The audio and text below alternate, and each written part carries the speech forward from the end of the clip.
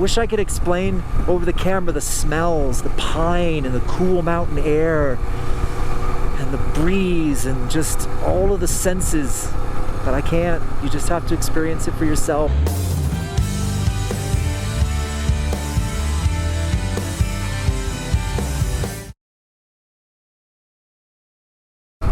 Hey guys, so it's been a really awesome last couple of days.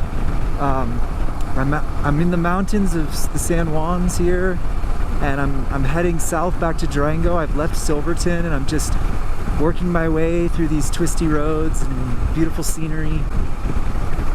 But I haven't been on the bike in several days because I've been very busy in Silverton. There's a really large 100-mile foot race that goes on every year there called the Hardrock 100. Got the Hardrock 100 starting here. Everybody's getting amped up. It's about 5 minutes to start.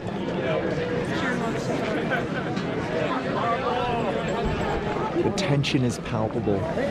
All right, about a quarter mile down the course, and the Hardrock just started. Runners will be coming down this way in any second now.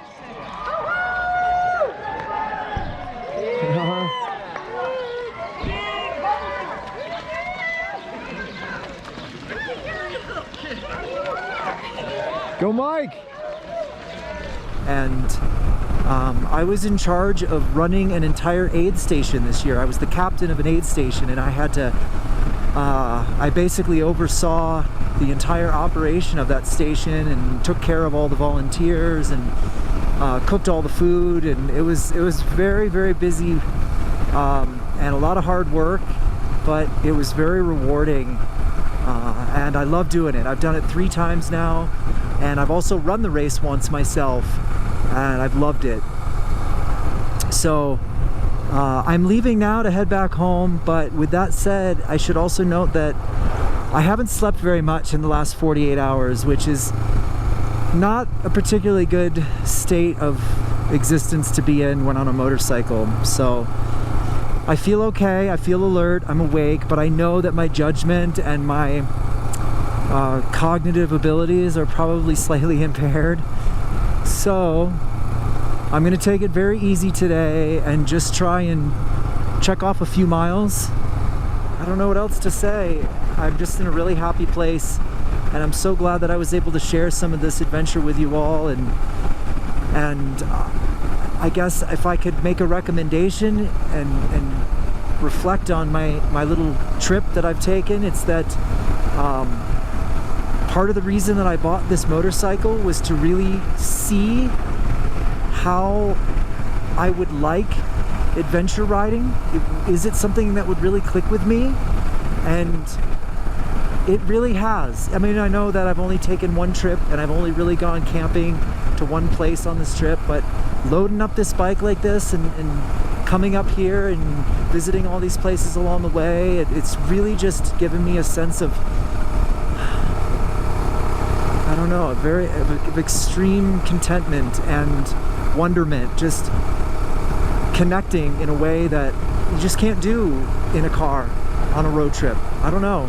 I have no comm system in my helmet, so I no music, no phone, no distractions, just me and my surroundings, and it's been really wonderful. And you know, it makes the miles go slower, so you can't do as many miles as you might be able to do in a car, and you got to stop a lot more. But I see so many things that I think I would miss if I were in a car, and that to me brings a wonderful sense of awe that makes me quite happy. So yeah, I know my trip isn't some big crazy adventure, you know, up to Prudhoe Bay or across the Trans-America Trail or something, you know, some big grand adventure, but for a little guy like me and full-time job and getting a bike like this, a little starter adventure bike, this has been incredibly rewarding, and I highly recommend it. And I definitely think this is something that's going to stick in my heart, and it's going to, I'm going to take with me. And I have so many memories from this trip, both outside of Silverton on the motorcycle and the hiking, but also during the race. There's so many great stories that came out of this year's race. The course record was broken.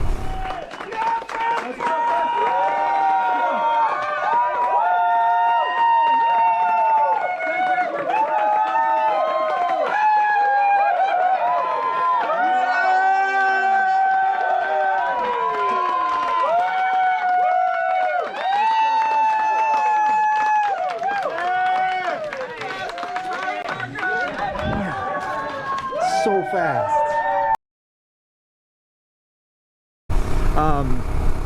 You know, we made such great food and we talked to so many good runners, and oh man, it was just such a great year to be at the Hardrock. So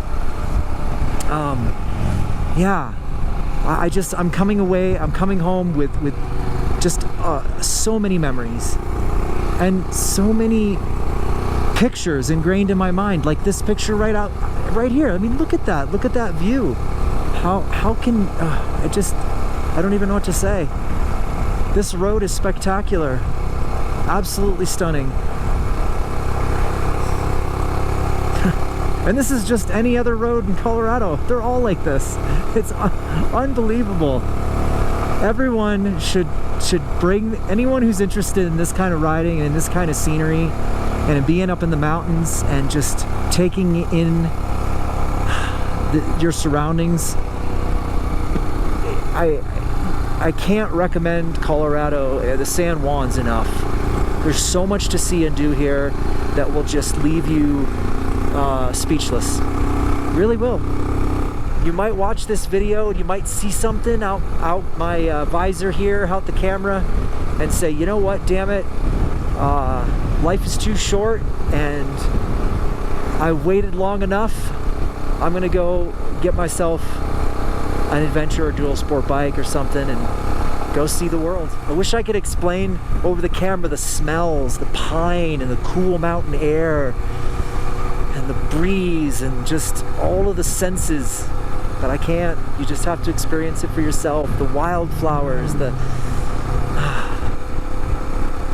yeah, the community. I mean, I met probably over a dozen different adventure motorcyclists while I was on this trip, and I had some of the coolest conversations and learned so much about their bike setups and watched a guy replace his brake pads and learned all about how to deal with a carbureted DRZ 400 at 12,000 feet, and learned about the tricky spots for the Alpine Loop, and you know, just so much good information and great stories. I feel like I'm becoming part of a new community, and it's very satisfying, you know, to feel welcomed into that community. So anyway, I'm blabbing on, but thanks again. That's 10 minutes of me blabbing, and I'm gonna get down from Cole Pass here back into Durango and head back to Arizona. Maybe I'll even stop at Four Corners and dance around the square there, dance around the monument. Stand in all 4 states at once. I'll post some videos of cool places along the ride home. Check in a bit. Peace.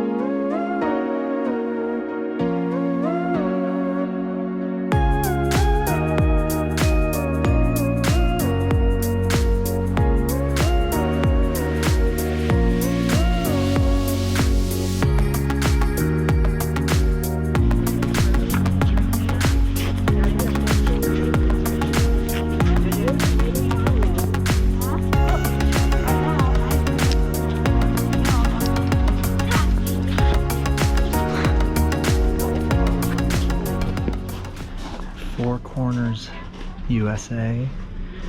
The only place in the entire country where 4 states meet at an infinitesimally small point.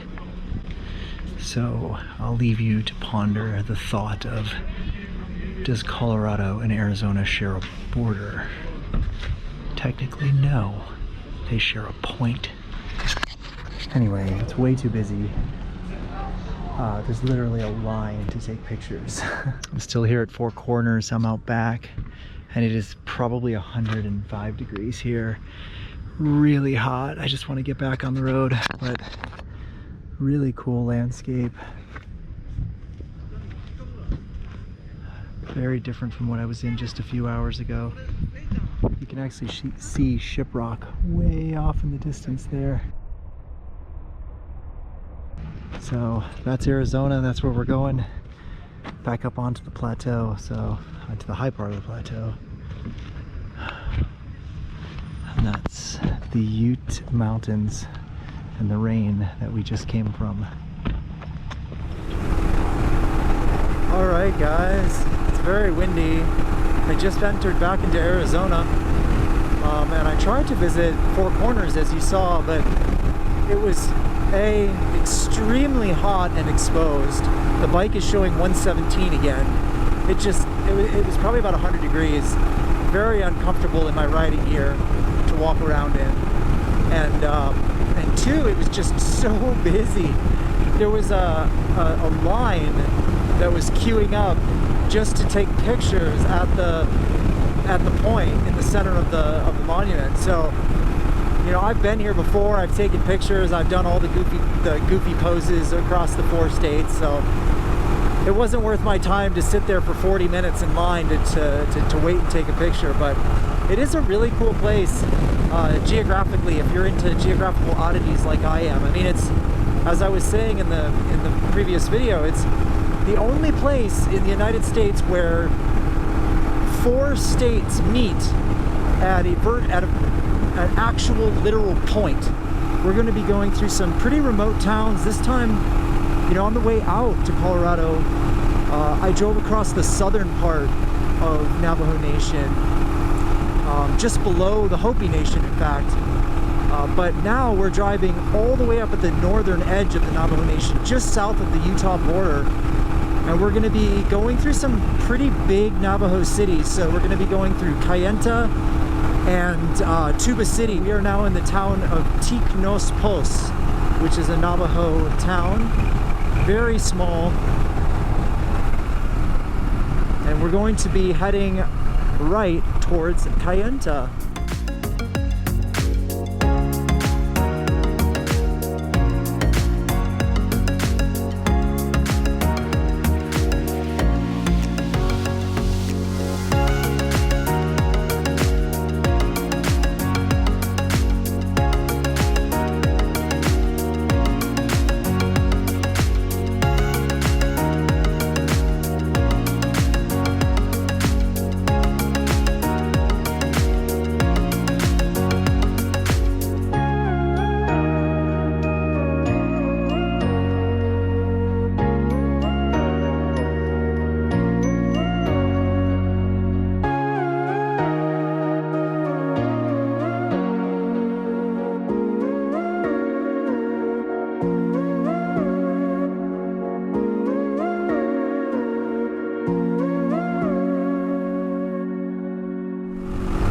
Hey guys, so really quick, a lot of people ask me what's the top speed I can get on the Himalayan.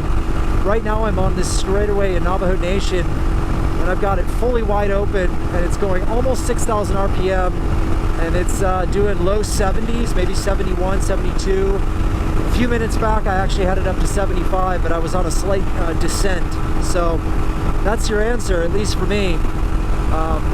It does also look like I'm going to be getting into some Arizona monsoons here, which has me a little bit nervous because the radar doesn't look so good. There's a bunch of red blobs, which means lightning and heavy rain. So I will probably have to get out my rain gear to get through this, especially if it starts getting heavy. So maybe I'll get lucky and skirt around it, but that's looking pretty ominous.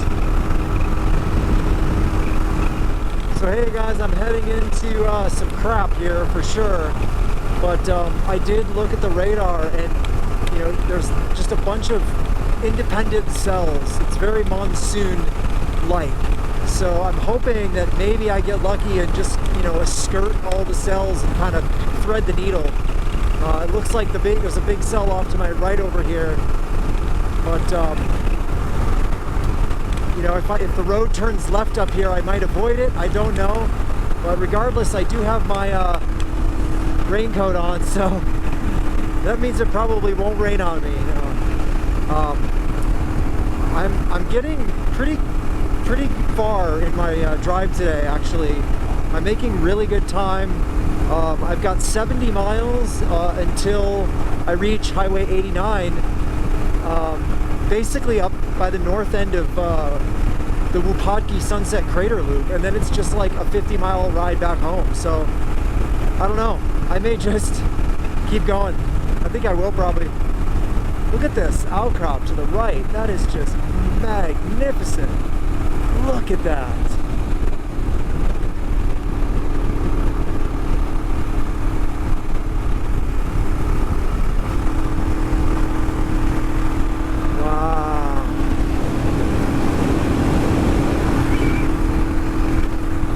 That is amazing sandstone.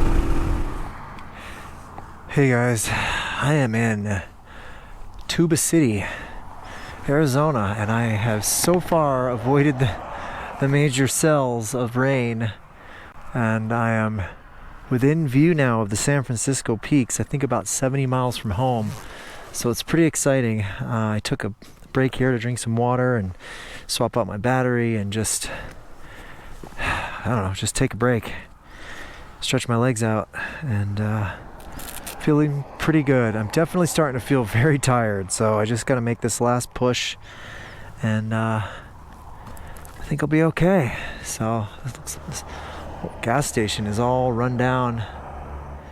Let's get on up out of here.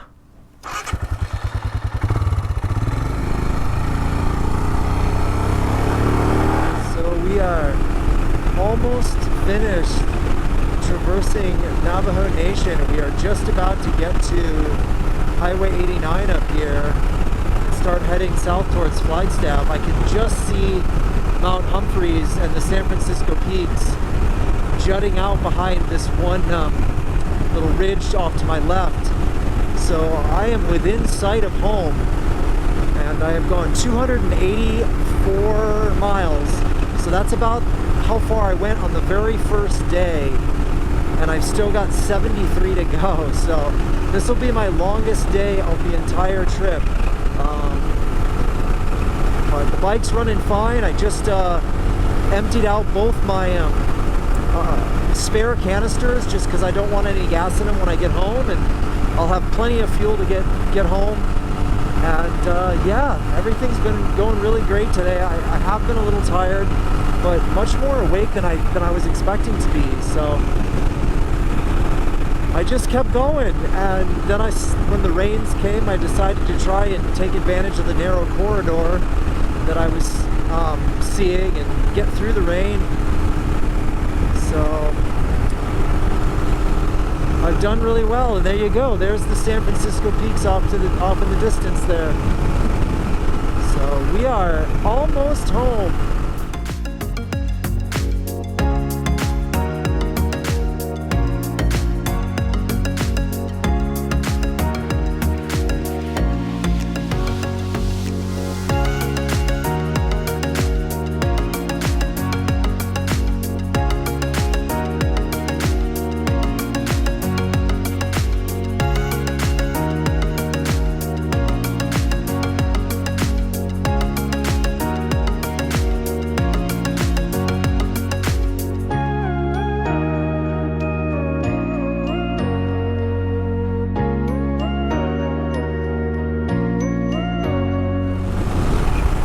Guys, I'm coming into Flagstaff successfully.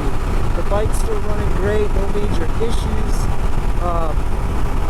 Just got to get a little gas. I ended up using up all my gas climbing the side of Mount Humphreys here, but yeah, it's overcast here in Flagstaff, and I'm excited that I'm almost home, and my body's holding up, and we got to go through such diverse landscapes today, and mountains and deserts and outcrops and rain and just everything. So really great day, and thanks so much for joining. I'm gonna sign off, and just as usual, wish you all to take care out there and definitely be safe. All right, guys?